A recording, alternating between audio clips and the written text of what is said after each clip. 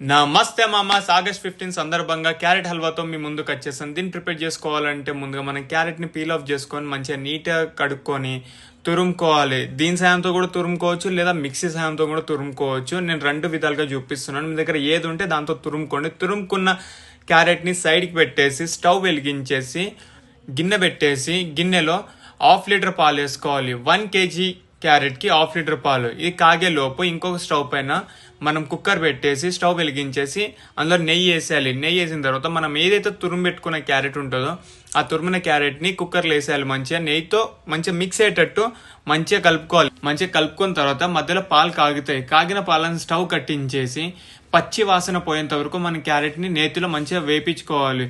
వేగిన తర్వాత మనం చూసుకోవాలి ఇది ఉడికిందా లేదా అని. ఉడికినట్టయితే మనం కాగబెట్టుకున్న పాలని కుక్కర్లో పాలని పోసేయాలి. పోసిన తర్వాత ఈ పాల్లో క్యారెట్ మంచిగా మిక్స్ అయ్యేటట్టు మిక్స్ చేసుకొని కుక్కర్ మూత పెట్టేసి విజిల్ పెట్టేయాలి. 2 విజిల్స్ వచ్చేంత వరకు వెయిట్ చేయాలి. అండ్ గాయస్, రేపు ఇండిపెండెన్స్ డే అండ్ శ్రావణ మాసం.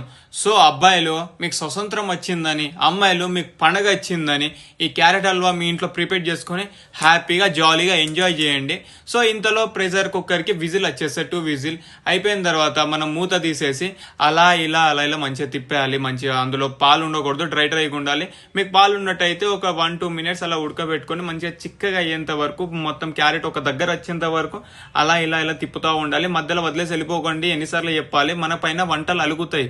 అలగకూడదంటే పక్కనే ఉండి దాన్ని తిప్పుతూ ఉండాలి. మంచిగా చిక్కగా అయిపోయిన తర్వాత షుగర్ వేసుకోవాలి. షుగర్ ఎంత అంటే 400 grams. మళ్ళీ రిపీట్ చేస్తున్నా, 400 grams సరిపోతుంది నేను తీసుకున్న క్వాంటిటీకి.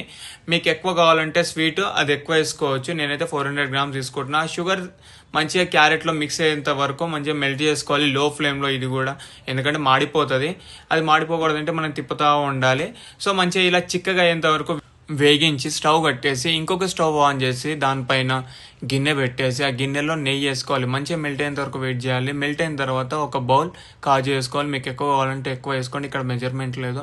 కాజు ఆ నేతిలో మంచిగా వేగనివ్వాలి లో ఫ్లేమ్లో. హై ఫ్లేమ్ పెట్టుకుంటే కాజు మాడి మసైపోకూడదంటే లో ఫ్లేమ్లో ఓపికతో వేగనివ్వాలి. వేగిన తర్వాత మనం కిస్మిస్ తీసుకోవాలి. కిస్మిస్ అందులో వేసేయాలి. నేను రెండు ఒకటేసారి ఎందుకు వేయలేదంటే కాజు వేగనికి టైం పట్టుద్ది, కిస్మిస్ వేగనికి టైం పట్టదు కాబట్టి.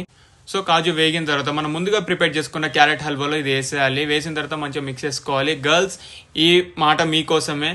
పోయిన వారంలో నేను పూర్ణాలు చేసినప్పుడు అందరు అడిగారు పండుగ రోజే పెట్టవు ఏందన్నా అని. అందుకే వాళ్ళ కోసమే నేను ముందు రోజే పెట్టేస్తున్నాను. సో మీ ఇంట్లో మీరు ప్రిపేర్ చేసుకొని ఎలా వచ్చిందో నాకు కామెంట్ బాక్స్లో తెలియజేయండి. అండ్ రేపు పూజ చేసేటప్పుడు దేవుడికి ఒక స్పూన్ సమర్పించి మిగతా ఒక గిన్నె నిండా మీరే సమర్పించుకోండి. ఎందుకంటే అంత స్వీట్ అండ్ డెలిషియస్గా ఉంటుంది guys. And thanks for watching my video. Love you all.